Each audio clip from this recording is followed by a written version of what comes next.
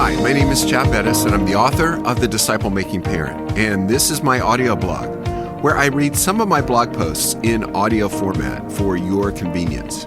Well, in today's episode, we're going to be thinking about advice to guys who want to date my daughters from a man who's been there.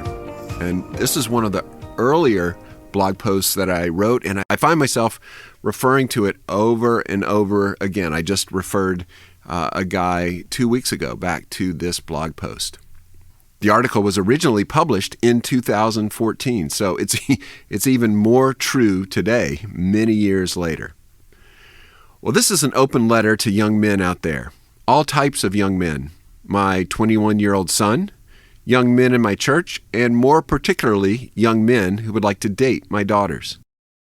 With one daughter having graduated from college and another in college, I've observed your dateless world. With a cultural war on manhood, you've lost markers that give you confidence. Allow a former young man to give you some guidance. You are growing up in a less formal world, but you are not the better for it. And you take this informality into your relationship with the opposite sex. You, quote, hang out together.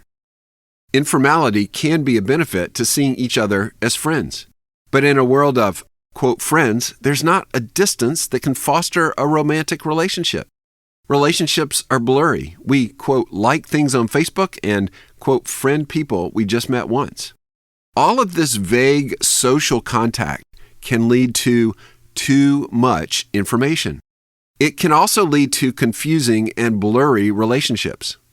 So here's my unsolicited advice to single young men from a former young man.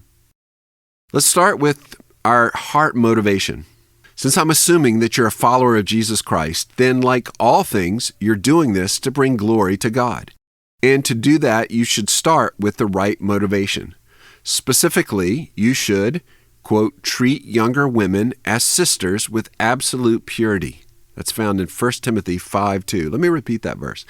You should treat younger women as sisters with absolute purity. 1 Timothy 5:2.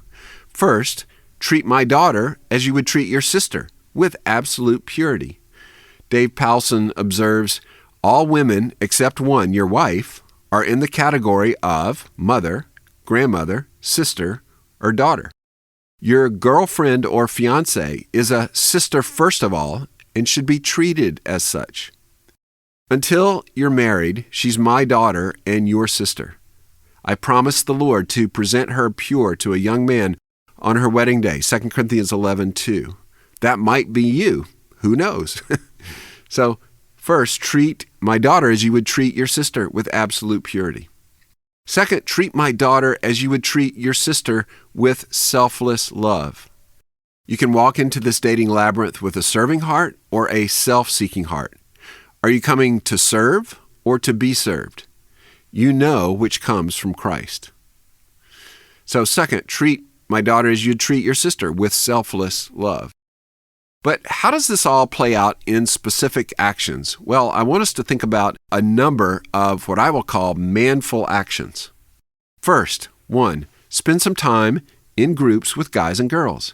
Deliberately seek to socialize together, or radical thought, serve together in groups.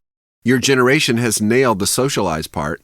Maybe you could work on the serve part. So, number 1, spend some time in groups with guys and girls. 2, have some modesty toward her, meaning what? Keep your mouth shut. If you have feelings of affection or attraction, don't reveal them. Have some self-control and modesty. Don't tell her you, quote, like her and put the ball in her court. You can see what I'll suggest in number 3 and number 5 here in a moment. Take some responsibility. So have some modesty and self-control. Keep your mouth shut. Related to that, 2A, have some boundaries toward her. Don't text her like you text your buddies. Keep a little distance. Let the relationship grow in person. So keep some boundaries toward her. Number 3, date with Jesus, not Cupid in mind. Ask a young lady out for coffee to get to know her, but also do this with other young ladies, and do this with some that seem less attractive to you. Now, okay, let me tell you an update I've gotten from my own daughters. I have received some pushback that this makes you seem like you're playing the field. So if so, then don't do this. But this is what I did in college at an encouragement of one of my female friends. So back to date with Jesus in mind. Do this to serve them, not to lead them on. Do this with another friend to take the pressure off. Your reputation will soar when word gets out that you and your friends care to treat younger women as sisters, made in the image of God and valuable to Him. You're going out to serve, not to hunt. Number 3, date with Jesus, not Cupid, in mind. Number 4, make a formal, in-person invitation. Since this is a date, quote-unquote date, ask the girl to go out with you. Call her if you have to, but take the highest form of communication. Don't be a coward and text it. Don't post it on Facebook. Ask cheerfully, ask privately, ask clearly. And by the way, don't just ask her to, quote, hang out. What's that? Ask her out for coffee. Ask her out for a movie. Ask her out for a meal. Make it clear it's a date. It's a formal, in-person invitation. Number 5, be ready for rejection. You're a man. Grow up. It's okay if you get, no thanks, I have to wash my hair that night. You won't die. It'll put hair on your chest. Since you're doing this as a ministry and not because you have the two of you married in your mind, you can handle rejection.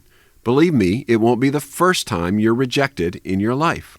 So number 5, be ready for rejection.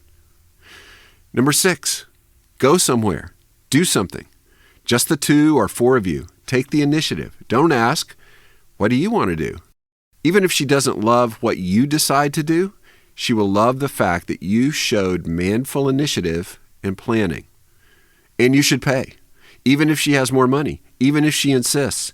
It doesn't have to be expensive. Part of your calling as a man is to provide. Provide what you have, not what you don't have. So number 6, go somewhere. Number 7, minister to her by asking her questions about herself. Don't talk about yourself. Go out with a prepared list of questions. Make her feel special by getting to know her. What made her the person she is now? Where does she hope to be in a few years? How many times have my own daughters come home and related that their date talked about himself the whole night?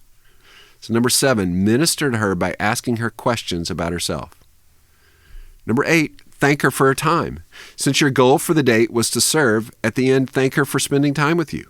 Even if you don't choose to see her again, you've ministered to her. You want her to feel like she matters to Christ. You are expressing grace to her. And ladies, you need to control your emotions. Guys are so often afraid of leading you on. You can and should guard your heart. One date does not a husband make. So number 8, thank her for her time. Number 9, keep your mouth shut around others. Don't go back and give the play-by-play to your friends. Have some self-control. This isn't junior high, is it? Have some modesty. So number 9, keep your mouth shut around others. Number 10, if you want to pursue things further, then repeat steps 3 to 9 in person. Do it to express Christian love. Ask. Be ready for rejection. Do something. Thank her for the evening. Keep your mouth shut. Have self-control with your texting. So number 10, if you want to pursue things further, then repeat 3 to 9. Number 11, move it along appropriately, neither too slow nor too quickly. This is a dance. But don't believe the popular media lie that it's so difficult. If you're caring for her as a sister, you're on the right track. So number 11, move it along appropriately, neither too slow nor too quickly. And number 12, repeat steps 3 to 9 until she tells you to call her father. Or if she doesn't, then take the initiative to call anyway. That would be me. That's a good sign. That means it's getting serious, and I want to talk to you. I was a young man once. I'm looking forward to talking to you. Men, you can do this.